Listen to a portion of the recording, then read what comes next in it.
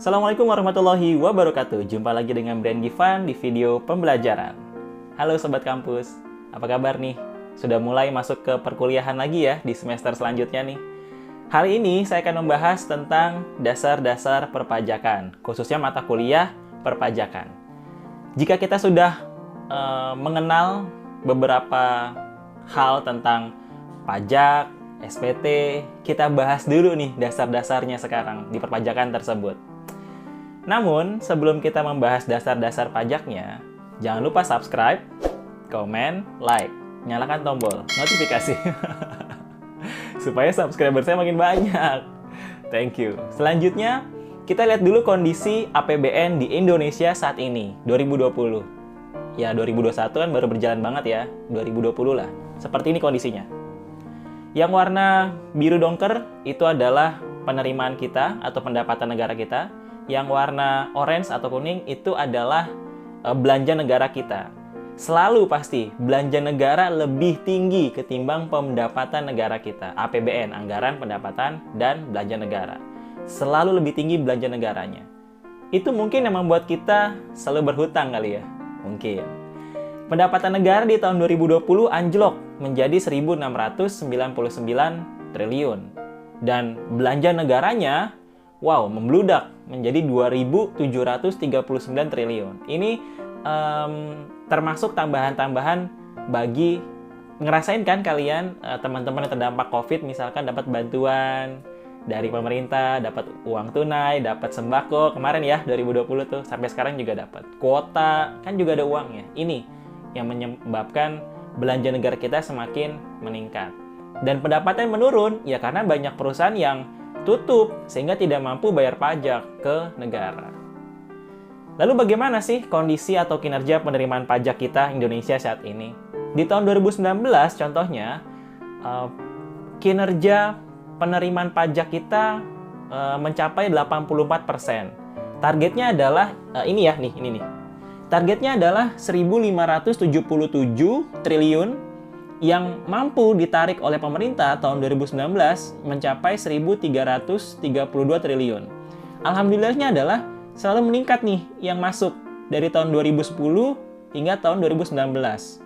Tandanya apa? Tandanya semakin kita warga Indonesia taat dengan pajak. Namun ini masih sedikit, Mas, Mbak.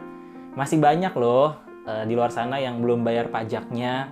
Nah, coba deh teman-teman yang sudah bekerja dan harusnya bayar pajak, yuk bayar pajaknya supaya negara kita semakin berkembang, gitu kan? Apalagi sekarang YouTube sudah mulai masuk pajak nih, 24% kalau nggak salah pajaknya YouTube. Siap-siap nih YouTuber yang penghasilannya miliar-miliaran tuh kena pajaknya gede juga ya. Ini ya penerimaan pajak di Indonesia. Ayo bayar pajak.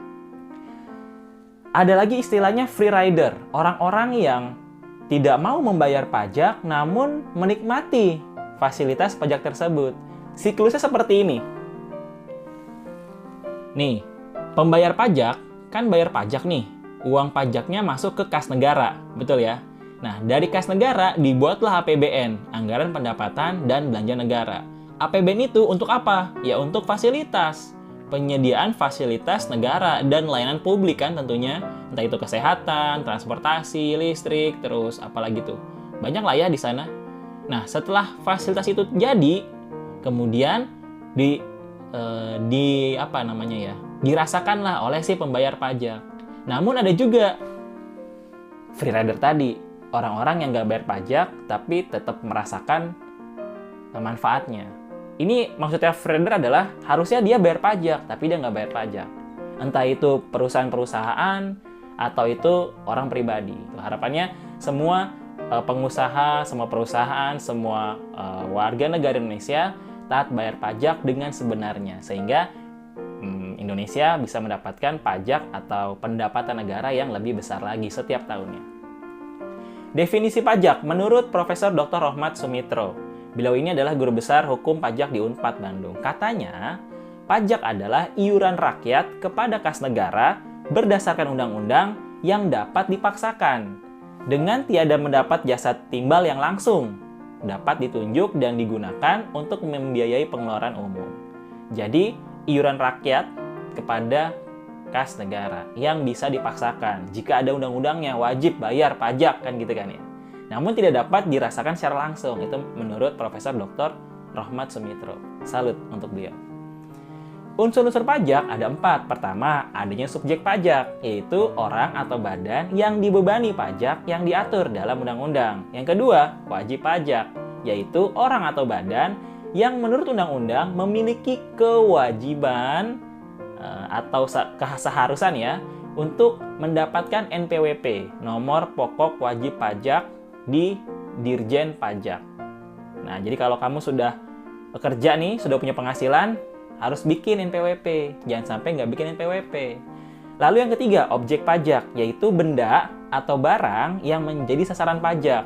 Kamu punya mobil, kamu punya motor, punya rumah, pasti kena pajak. Dan yang keempat adalah tarif pajak, yaitu pengenaan besarnya pajak yang harus dibayarkan oleh subjek pajak tadi atas pajak objek yang menjadi tanggungannya. Tarif pajak umumnya ini persentase, 2%, 5%, 10%, 25%, tergantung ya, dari pajak apa tersebut. Itu unsur pajak. Selanjutnya, ada yang mengatakan, Pak, apa sih bedanya pajak, retribusi, dan juga sumbangan? Pajak ini, kalau ada yang tahu, langsung komen ya, di kolom komentar. Kalau pajak menurut saya ya adalah manfaat tidak langsung bagi pembayar. Pajak itu pasti ada manfaat tidak langsung bagi pembayar. Retribusi berarti manfaat langsung bagi pembayar. Kalau sumbangan, manfaatnya langsung bagi si penerima sumbangan tersebut. Jadi kalau pajak, manfaatnya tidak langsung kita dapatkan, tapi kalau retribusi, manfaatnya langsung kita dapatkan. Kalau sumbangan, manfaatnya ya buat yang nerima sumbangan tersebut. Contohnya, pajak kan banyak ya. Pajak penghasilan tuh, pajak lah banyak. Lalu kalau retribusi apa contohnya? Tol. Kalau kamu masuk tol kan tap dulu tuh. Nah, itu bayar tuh retribusi. Kita menikmati jalan tolnya. Mudah ya? Mudah. Atau ada yang punya pendapat lain? Coba di kolom komentar. Lalu fungsi pajak. Ada yang tahu fungsi pajak? Ada 4 loh. Yang pertama, budgeter. Budgeter berarti pajak sebagai pemasukan kas negara, yaitu menjadi APBN. Nah, yang kedua, reguleren. Kalau reguleren ini adalah pajak digunakan pemerintah sebagai alat untuk mencapai tujuan. Misal gini, pemerintah mau menurunkan tingkat orang-orang yang mabuk, minum minuman keras. Ya berarti pemerintah harus menaikkan pajak minuman keras. Pemerintah mau menurunkan orang-orang yang merokok misalkan. Ya pemerintah harus menaikkan pajak rokok. Contoh seperti itu. Yang ketiga, stabilitas. Ya berarti pajak sebagai alat untuk menjaga stabilitas. Misal menjaga nilai tukar rupiah. Dan yang keempat, redistribusi. Berarti pajak sebagai pemerataan kesejahteraan. Misalnya, pajak hanya untuk yang mampu kan, tapi pajak bisa dirasakan oleh semua orang. Mau itu dia bayar maupun nggak bayar. Lalu pajak menurut sifatnya, ada 2, pajak subjektif dan pajak objektif. Kalau subjektif berarti pajak yang pada waktu pengenaannya pertama kali dilihat subjeknya dulu, setelah itu baru objeknya. Contohnya apa? PPh, pajak penghasilan. Nah, kalau yang pajak objektif, waktu pengenaannya itu pertama kali yang dilihat objeknya dulu. Setelah tahu objeknya, baru dicari subjeknya. Contohnya PBB, PPN, pajak kendaraan bermotor. Nah, seperti itu.